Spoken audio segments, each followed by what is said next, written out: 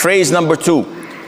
And let not your eyes pass beyond them, desiring adornments of the worldly life. وَلَا تَعْدُ عَيْنَاكَ عَنْهُمْ تُرِيدُ زِينَةَ الْحَيَاةِ الدُّنْيَا. They do.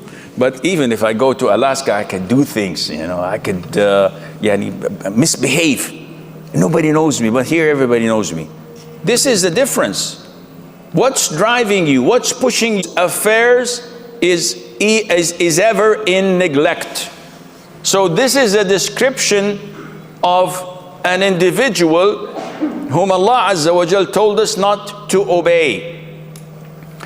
What is this description? So that we be aware from meeting such people and keeping our distance from.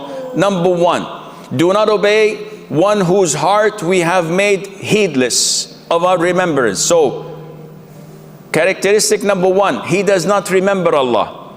He does not make dhikr. Whenever you sit with him, all what he talks about is worldly matters. Cars, real estate, interest rates, movies, music, celebrities, women, partying, anything that is worldly. Sometimes it's fun to sit with such people because we like spare time, we like idle talk, but it hardens your heart. It's like quicksand.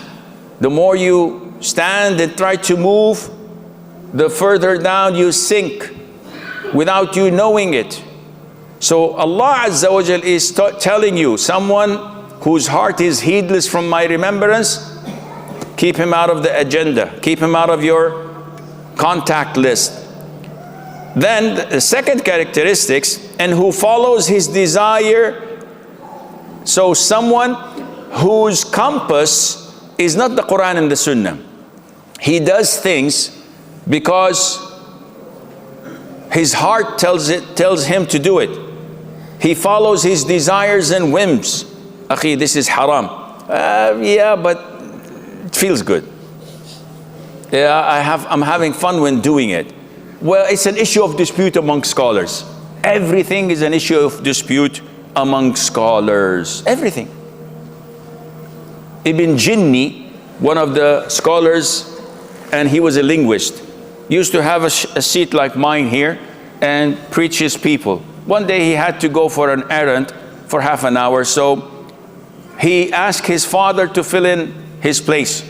So the father said, I don't know what to answer people. He said to him, listen, anyone who comes to you and asks you a question, say there is an issue of dispute. There are 2 opinions in it. Khalas. So a guy said, Sheikh, I was enraged and I said to my wife, I divorce you, I divorce you, I divorce you 3 times in one sitting. It's an issue of dispute. Sheikh, I ate camel's meat. Should I perform wudu? It's an issue of dispute. Sheikh, I did this, I did that. Everybody's asking, he said, 2 opinions, 2 opinions. And he's right. Sometimes more, but 2 it would do. One smart aleck stood and said, Sheikh, is there doubt in the existence of Allah? So he said, yes, it's an issue of dispute. The whole masjid came to beat the heck out of him. And it so happened that his son came. He said, what are you doing? He said, didn't you hear what this crazy old man said? He said, yeah, what did he say? He said, we said, Afillahi shakkun. And he said, there are 2 opinions. He said, yeah, this Afillahi jar majroor. And he took it to the linguist side of interpretation, whether this is mubtada, muakhar, mubtada, muqaddam, and shibh jumla, etc. And he, of course, being who he is, gave them a lecture in like 20 minutes, and the guy said, okay, sounds good. So unfortunately, most of us follow this methodology when judging things. My wife wants to go to visit her mother in Tennessee. I can't go. So she insists. I Google it, and Sheikh Google says, it's an issue of dispute. So go. My son wants to buy these, I don't know what they call them, headsets. sound blasters or whatever. And I know he listens to music. And I tell him it's haram. He said, there's an issue of dispute in music. Okay, fair enough. Interest. One of the funniest fatwas I've heard, that's really damaging. If you are in a kafir country, it's okay to get an interest-based loan for mortgage for your house, but only the first house. MashaAllah, leesh? Because you're in need. Well, but that's a major sin. It's okay. We have a fatwa from XYZ, the Fatwa Council in North Alaska or whatever, I don't know, or Zimbabwe, and they said it's okay, providing it's the first house. You can get a house, a mortgage, a riba. One of the 7 major sins. Allah curses those who deal with it and wage war against them. It's okay, the first time, because you're in need.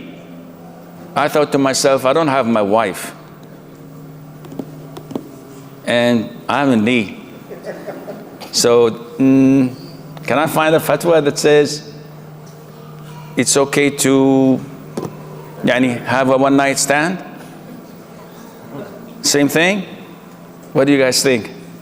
I'm in heat. This is nonsense. This is playing around with the rules of Allah Azza wa Jal.